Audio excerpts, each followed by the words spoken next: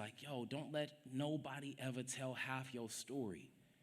And then I remember one of our final conversations, because I was getting ready to graduate high school, and I was doing some poetry. I wasn't really into it, but he was like, Brandon, don't you only ever tell half your story. And how many of us poets fall victim to that? Only ever come up here on this stage to express lament and never give space for the joy we live in. Right? Only share the sad ones because we know they'll get the emotional response or they'll get the scores we desire. How many of our pens have only ever told our pain? Our lives are far more than that because we are poets. I am a poet. I find solace in words. I found home in a notebook, a blank canvas that I've learned to paint with only some of the colors of me. Because honestly, this pen paints purgatory populously while joy is but a thin through line that I've yet learned to reside in.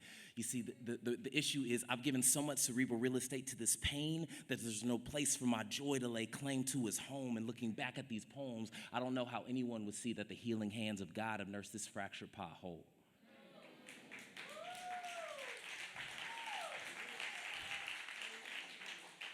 Have you ever heard of this Japanese art called kintsugi?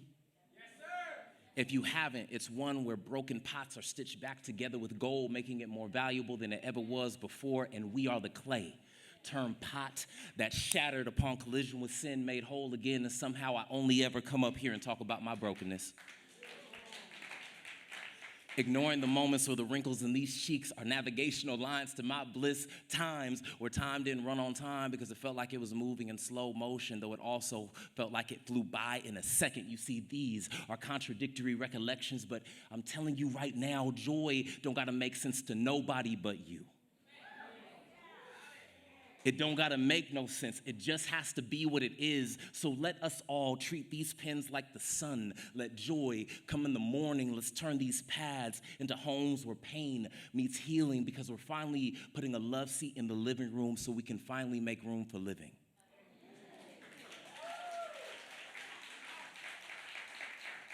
No longer just dying on these pages, dying on these stages because we are poets.